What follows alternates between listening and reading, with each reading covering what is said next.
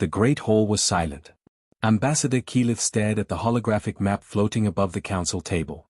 Another red dot blinked and disappeared. Another star system was gone. Another billion lives erased from existence. 17 systems in 7 days, she whispered. Her crystalline body flickered with pale blue light, a sign of deep sadness among her people. Around the circular table sat representatives from 847 different species. Some had fur. Some had scales. Some were made of living crystal like Keyleth. Some were clouds of gas contained in force fields. All of them looked defeated. Admiral Vaughn stood up.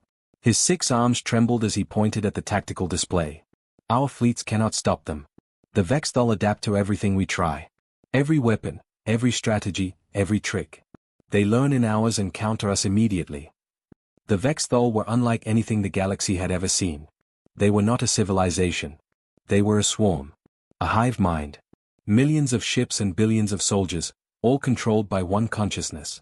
They consumed entire planets, stripping them of all resources, all life, all hope. Then they moved to the next world.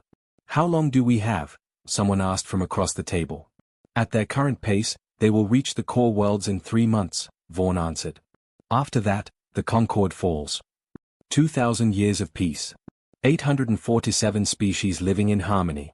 All of it would end because they had forgotten how to fight.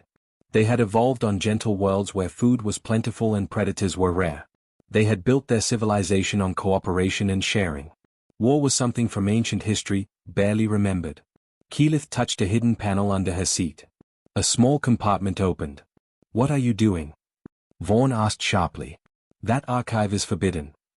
We are dying, Keyleth said quietly. Forbidden knowledge is better than extinction. She placed an ancient data crystal on the table. It glowed with a soft red light.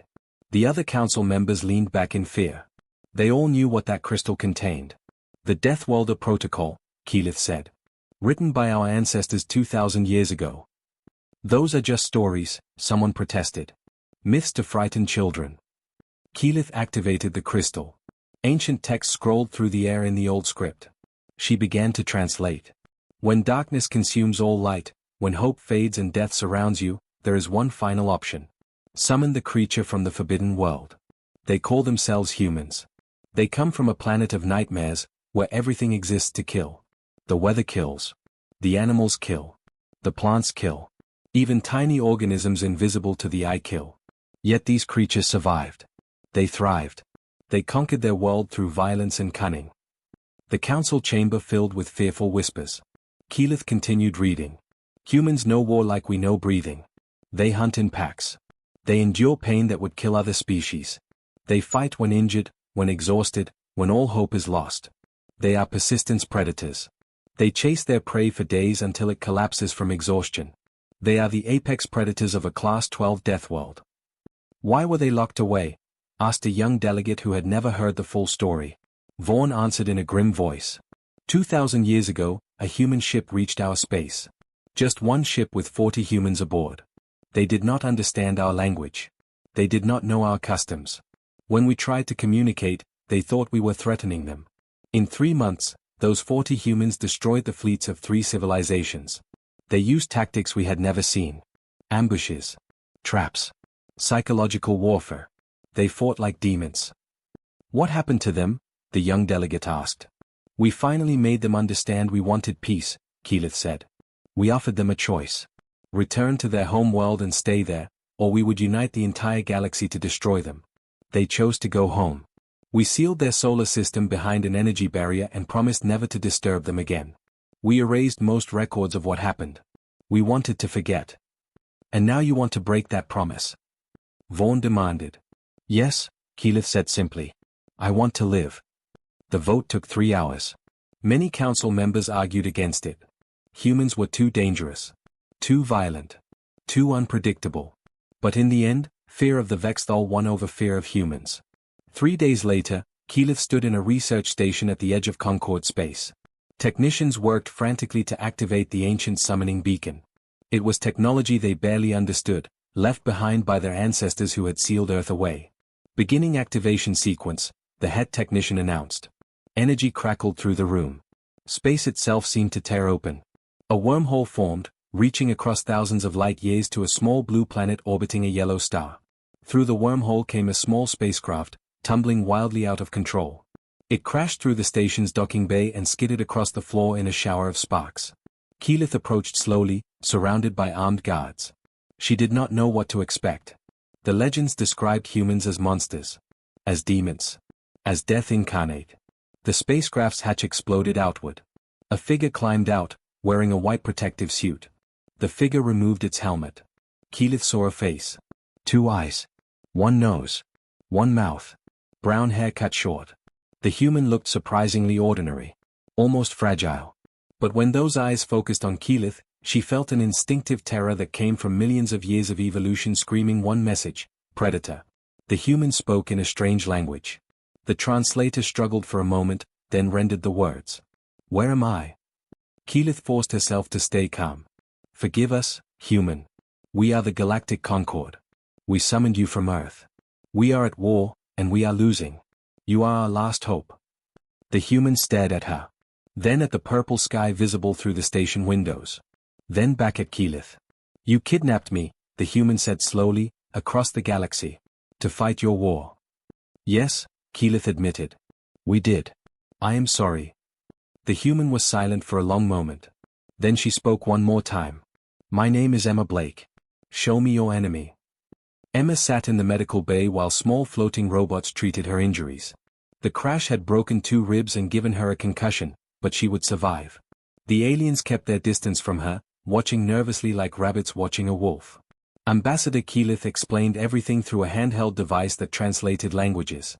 The galaxy was made up of hundreds of species living together in peace. They called themselves the Galactic Concord. For 2,000 years, they had no wars, no conflicts, just cooperation. Then the Vexthal arrived. A species that acted like a single organism. Millions of ships controlled by one mind. They consumed everything in their path. Planets. Resources. People. Nothing stopped them. We have lost 40% of our territory in 6 months, Keyleth said. Her crystalline body dimmed with sadness. Billions are dead. Our fleets cannot fight them. Why not? Emma asked. You have ships. You have weapons. Keyleth made a gesture that the translator interpreted as embarrassment. We do not know how to use them properly. Not like you do. Emma frowned. What do you mean, like me? May I show you something? Keyleth asked. She activated a holographic display. It showed a planet. Green and blue, with white clouds. Beautiful. Peaceful. This is my home world, Keyleth said. The weather is always mild. Gentle rain in the morning, warm sun in the afternoon. The largest predator on my planet is the size of your hand and eats flowers. We evolved to cooperate, to share resources, to live in harmony. The image changed to show another planet. This one looked violent. Massive storms. Active volcanoes.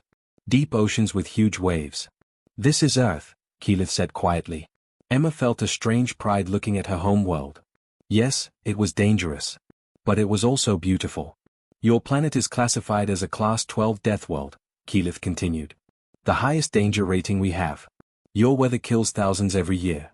Your oceans have creatures that can swallow boats whole. Your land has predators with teeth as long as my arm. Even your plants can poison you. Your insects spread diseases. Everything on Earth exists to kill. We manage, Emma said simply. You do more than manage. You conquered it, Keyleth replied. Humans are persistence hunters. You chase animals until they collapse from exhaustion. You can run for hours in heat that would kill most species. You heal from injuries that would be fatal to us. You can go days without food or water. You feel pain but keep fighting anyway. Your body produces a chemical called adrenaline that makes you faster and stronger when threatened. Emma was beginning to understand. You evolved on easy worlds. We evolved on a hard one. Exactly, Keyleth said. We never needed to learn real combat. We never developed warrior instincts. We are prey species pretending to be civilized. But humans? You are predators who chose to be civilized. There is a difference. You said you locked us away, Emma reminded her. Why? Keyleth's body flickered with an emotion Emma could not read. 2,000 years ago, one human ship entered our space. 40 humans.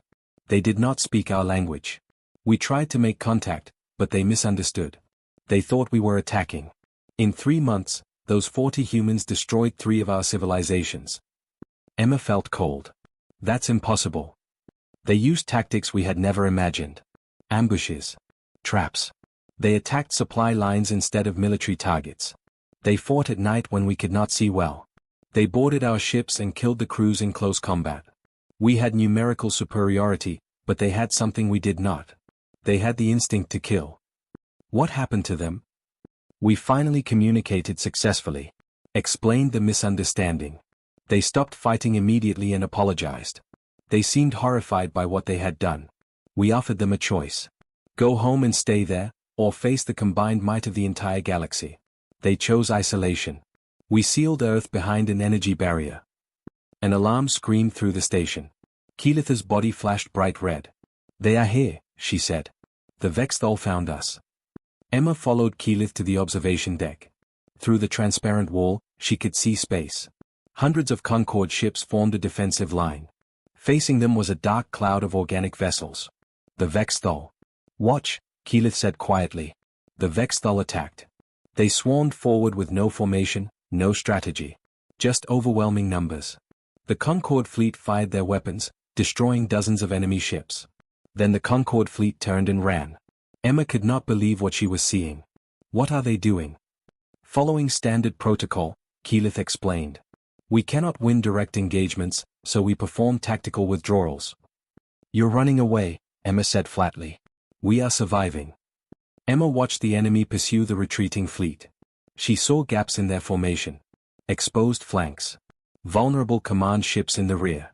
A dozen ways to turn this retreat into a devastating counterattack. How long have you been fighting like this? Emma asked. 6 months. And you have lost 40% of your territory. Yes. Emma turned to face Keyleth directly. I will help you. But I have one condition. Anything. I give the orders. No more running. No more tactical withdrawals.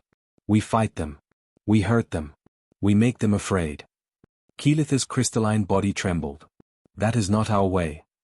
Then your way leads to extinction, Emma said coldly. You summoned a human because you needed someone who knows how to fight. Let me fight. The silence stretched for a long moment. Very well, Keyleth finally said. Teach us your way. Emma looked back at the fleeing Concord fleet. I will teach you to be soldiers. To stand your ground. To fight even when you are afraid. Because fear is not a reason to run. It is a reason to fight harder. Is that what humans do? Keyleth asked. Emma smiled grimly. That is what humans do best. Lieutenant David Grant stood in the training hall, nervous. He was a Threllan, tall with silver skin and 4 arms. He had been a soldier for 20 years but had never fired his weapon at a living creature. Now he faced the human. Emma Blake walked back and forth in front of the assembled squad. 30 aliens from different species, all volunteers. All terrified. Combat is about controlled aggression, Emma explained. You see the enemy. You assess the situation. You eliminate the threat while keeping your team safe. David raised one hand. What if we can eliminate the threat without killing? Emma stopped walking. Sometimes you can. Sometimes you cannot. This enemy will not negotiate. They will not surrender. They exist only to consume. If you are not willing to kill them, they will kill you and everyone you are trying to protect. The words hung in the air like a weight. For 2 weeks, Emma trained them. She taught them to take cover behind walls. To move in coordinated groups. To suppress enemy fire while others advanced. To fight through pain and exhaustion. The hardest lesson was about sacrifice. In this scenario, Emma said, pointing at a holographic battlefield, 3 of you will probably die. But your sacrifice will save 30 others.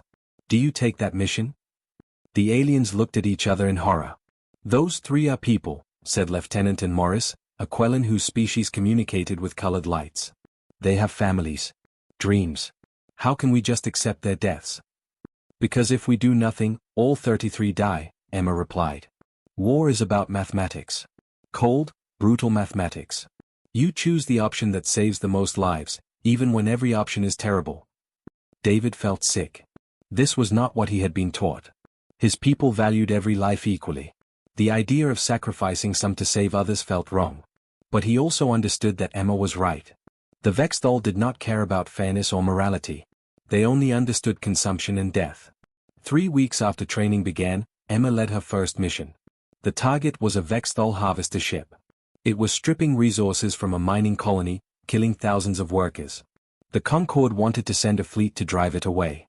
No, Emma said firmly. We do this quietly. Small team. Fast strike. We hit them before they know we are there. Admiral Vaughn was skeptical. One small team against a harvester ship. Trust me, Emma said. She took 12 soldiers. David and were among them. They approached in stealth pods, small craft designed to avoid detection. The Vexthol relied on psychic sensors to detect threats, but the pods used electromagnetic shielding that blocked those sensors. They docked with the harvester ship without triggering any alarms. Inside, the ship was alive. Walls pulsed like flesh. The air smelled wrong, organic and rotten. David fought the urge to run. Emma moved through the corridors with confidence. She had studied the harvester's design and knew exactly where to go. She planted explosive charges at key structural points. And disabled the psychic relay nodes that connected the ship to the hive mind. David and the others provided security, weapons ready. Everything went perfectly until they reached the extraction point. A support beam collapsed. 2 aliens were crushed instantly. Another was trapped under debris, screaming in pain. We have to help him, David shouted. Emma checked her timer. We have 30 seconds before the charges detonate. We cannot leave him, Anne insisted. Emma made a decision. She grabbed the trapped alien and started pulling, but he was stuck too tightly. The timer reached 10 seconds. Go, Emma ordered. Everyone else, go now. David grabbed Emma and dragged her toward the exit. They barely made it to their pods before the harvester ship exploded in a brilliant fireball. Pieces of the vessel rained down on the colony below. The mission was a success. The harvester was destroyed. The colony was saved. 3,000 people were alive because of what they did. But 3 of Emma's soldiers were dead. Back on the command ship, David sat in the barracks staring at his hands. He had pulled the trigger. He had killed Vexthol soldiers. He had watched friends die. Emma found him there. She sat down beside him in silence. Does it get easier? David asked quietly. No, Emma answered honestly. It never gets easier. Every death weighs on you. Every decision haunts you. That is the price of being a soldier. Then why do it? Because someone has to. Because if we do not fight, more people die. Because protecting others is worth carrying that weight. Emma stood up. You did well today, David. You saved thousands of lives.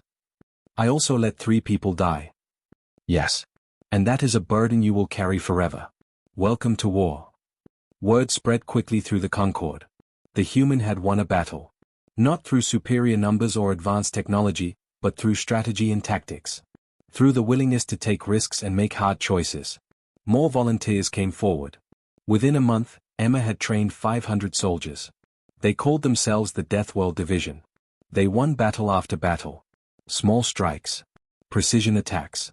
Guerrilla warfare that the Vexthol could not predict or counter.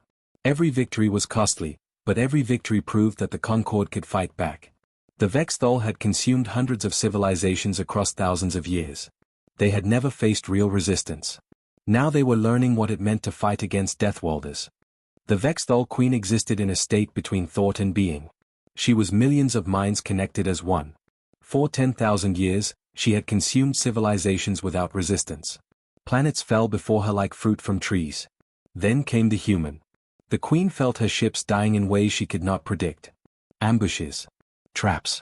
Coordinated strikes against weak points. This small creature was teaching the prey species to fight like predators. The Queen made a decision. She would redirect her entire swarm to one target. Thalos Prime, the capital of the Galactic Concorde. She would crush the human and end this resistance. 3 million bioships turned toward Thalos Prime. Admiral Vaughn stared at the sensor displays in disbelief. They are all coming here. Every single ship. This is their entire force. Emma studied the tactical map. How long until they arrive? 4 days. Good. That gives us time to prepare. Keyleth's crystalline body flickered with panic. Prepare for what? We cannot fight 3 million ships. We do not fight them in space, Emma said calmly. We let them land. Then we fight them on the ground. You want them to invade? Vaughn asked in shock. Emma zoomed in on the city map of Thalos Prime. In space, they have the advantage. Numbers win. But in a city, on the ground, numbers mean less. We use buildings for cover. We create choke points where only a few can attack at once. We turn their strength into a weakness. She pulled up images from Earth's history. Cities where small defending forces held off massive armies. We call it urban warfare. The defender has every advantage if they know what they are doing. For 4 days, they worked without rest. David coordinated the placement of explosives in buildings throughout the city. Entire blocks were rigged to collapse on command. And organized the evacuation of civilians into underground bunkers, deep enough to survive orbital bombardment. Vaughn ordered every ship that could not fight to flee the system with as many refugees as possible. Emma personally supervised the creation of kill zones. Streets where the enemy would be funneled into overlapping fields of fire. Sniper positions on rooftops. Hidden weapon caches scattered throughout the city so soldiers could resupply during battle. This will be brutal, Emma warned her commanders. They will throw everything at us. Many of you will die. But if we hold long enough, if we hurt them badly enough, we can break their will to fight. The Vexthal do not have individual will, Keyleth reminded her. They are a hive mind. Then we hurt them so badly the Queen pulls back, Emma replied. Pain is pain, even for a hive mind. When the Vexthal arrived, they darkened the sky. Drop pods fell like meteors, slamming into streets and buildings. The pods split open and biosoldiers poured out. They looked like insects the size of bears, with blade-like limbs and armored carapaces. Emma's voice crackled over every communication channel. All units, weapons free. Make them pay for every meter. The first wave hit the outer districts. Automated turrets opened fire, cutting down hundreds. The Vexthal kept coming. They reached the first prepared building and swarmed inside. David triggered the explosives. The building collapsed, crushing thousands. The Vexthal adapted. They started avoiding obvious traps. But Emma had prepared for that too. Secondary ambush points activated. Snipers took out what looked like command organisms. Flamethrowers ignited groups in narrow alleys. The battle was unlike anything the galaxy had ever seen. Emma fought on the front lines. She fired her rifle until the barrel glowed red from heat. When ammunition ran low, she switched to her sidearm. When that ran dry, she used a combat knife taken from a fallen soldier. 72 hours passed. Emma had not slept. Had barely eaten. Her body ran on adrenaline and pure human stubbornness. The aliens fighting beside her watched in awe and terror. How was she still moving? But even humans have limits. David found Emma in a collapsed building, pinned down by enemy fire. Blood ran from a cut on her forehead. Her hands shook from exhaustion. We cannot hold, David said. The line is breaking. Emma knew he was right. They had inflicted terrible casualties on the Vexthal. Millions were dead. But millions more kept coming. The defenders were running out of ammunition, out of supplies, out of time. She activated her emergency beacon, the device given to her when she first arrived. It sent a signal through the wormhole back to Earth. A simple message with coordinates attached. Situation critical. Need immediate reinforcement. No response came. Emma reloaded her rifle with her last magazine. Then we die here. Fighting. David raised his weapon. If humans can fight without hope, so can we. The Vexthal closed in. The final defensive line prepared for the end. Then space itself tore open. A wormhole formed above the planet. Through it came ships. Human ships. 50 warships bearing the insignia of the United Earth Defense Force. Destroyers. Carriers. Cruisers bristling with weapons that had been designed to fight other humans. A voice crackled over Emma's communication device. Captain Blake, this is Admiral Thomas Reed. The cavalry has arrived. Hold your position. Emma laughed despite her exhaustion. Blood and dirt covered her face, but her eyes were alive with hope. Copy that, Admiral. Welcome to the war. The human fleet opened fire. Missiles streaked through the atmosphere. Energy weapons carved through Vexthal bioships like knives through paper. Drop pods launched from the carriers, and fresh human soldiers joined the ground battle. The Vexthal swarm turned their attention skyward. They had consumed countless civilizations. They had never known defeat. Now they faced humanity's full military might. And for the first time in their existence, the Vexthal knew fear. Admiral Thomas Reed stood on the bridge of the UEDS Indomitable and watched the battle unfold below. The Vexthal swarm was massive, but he had fought worse odds during the Mars Rebellion 20 years ago. Launch all fighters, he ordered. Coordinate with ground forces. Show them what combined arms warfare looks like. Human military doctrine was something the galaxy had never seen. Ships in orbit provided fire support for ground troops. Fighters swept the skies clear of enemy pods. Marines dropped directly into combat zones to reinforce weak points. Everything worked together like parts of a single machine. The Vexthol tried to adapt. They had learned to counter the Concorde's tactics in hours. But humans changed strategies every few minutes. Unpredictable. Creative. Chaotic. On the ground, Emma rallied her Deathworld division. Push forward. They are confused. Do not give them time to recover. David fought beside her. His forearms held weapons that he now used without hesitation. He had learned what Emma tried to teach them. Sometimes violence was the only answer. Sometimes you had to become a monster to stop monsters. The battle raged for 3 more days. Slowly, impossibly, the tide turned. The Vexthol were being pushed back. Then Emma noticed something. She watched the enemy movement patterns on her tactical display. Their coordination is getting worse. David, do you see it? David studied the data. Yes. They are making mistakes. Responding slower. The Queen is here, Emma said suddenly. She has to be. That is why they are all focused on this planet. She is commanding them directly. She contacted Admiral Reed. Admiral, I need orbital imaging of the largest bioship in the upper atmosphere. Satellite scanned and found it. A massive vessel 3 kilometers long, pulsing with energy. It hung in the clouds like a dark moon. That is her, Emma said with certainty. If we kill the Queen, the swarm collapses. I am going in. Negative, Captain, Admiral Reed replied. Too dangerous. It is the only way to end this war. Emma checked her weapons. Get me a boarding craft and covering fire. 20 minutes later, Emma led a strike team into a drop ship. 10 humans and 20 aliens, including David and Anne.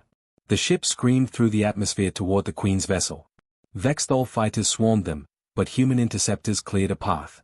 The drop ship slammed into the bioship's hull and burned through with cutting torches. Inside, the ship was nightmare made real. Walls of living flesh. Corridors that pulsed like veins. The air was thick and wet, hard to breathe. Biosoldiers attacked from every direction. Emma's team fought through chamber after chamber.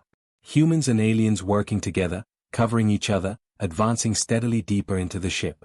Bodies fell on both sides, but they kept moving forward. Finally, they reached the central chamber. The Queen was enormous. Part insect, part plant, part something else entirely. Her body filled the entire room, connected to the ship itself through organic cables. Her presence was overwhelming, a psychic pressure that made several aliens collapse immediately. Emma felt the Queen's mind touch hers. Images flooded her brain. The Queen showed her Earth's history. Humans fighting humans. Wars that killed millions. Weapons designed to destroy cities. Violence and hatred spanning thousands of years. You are monsters, the Queen's thoughts said directly into Emma's mind. They summoned you because you are good at killing. That is all you are. Emma raised her rifle, aiming at the Queen's central mass. You are right. Humans are good at killing. We have killed each other for our entire history. But we also learned something you never did. What is that? We learned when to stop. Emma pulled the trigger. The rifle fired on full automatic. Bullets tore through the Queen's body. The other soldiers opened fire too. Explosives detonated. Energy weapons burned through flesh. The Queen screamed. Not a sound, but a psychic wail that rippled across the entire planet. Every Vexthol soldier stopped moving as their connection to the hive mind shattered. You have doomed yourselves, the Queen's dying thoughts whispered. Others will come. Worse things than me. Now they know humans exist. Then silence. Across Thalos Prime, Vexthol drones fell where they stood. Their bodies collapsed into organic sludge without the Queen's will to animate them. The war was over in an instant. 1 month later, the Galactic Concorde held an emergency session. Ambassador Keyleth proposed lifting Earth's quarantine and granting humanity full membership. The vote was close, but it passed. Captain Emma Blake stood in the New Earth Embassy on Thalos Prime. David approached her, now wearing the rank insignia of a major in the Concorde Defense Force. You are leaving, David said. It was not a question. Earth needs me to report back. But I will return. You still have a lot to learn. You taught us to fight. To stand our ground. To protect what matters even when we are afraid. David extended one hand in the human gesture of friendship. Thank you. Emma shook his hand. You were always brave, David. You just needed someone to show you how. As her shuttle lifted off toward the wormhole that would take her home, Emma looked down at Thalos Prime. Humans and aliens worked together to rebuild the city. Soldiers trained together. Two species learning from each other. The galaxy had changed. Humans were no longer locked away. The Death Walders had joined the galactic community. Deep in space, something ancient stirred. The Queen's warning echoed in the darkness. Other threats existed. Worse threats. But that was a problem for tomorrow. Today, humanity had earned its place among the stars. And the galaxy would never be the same.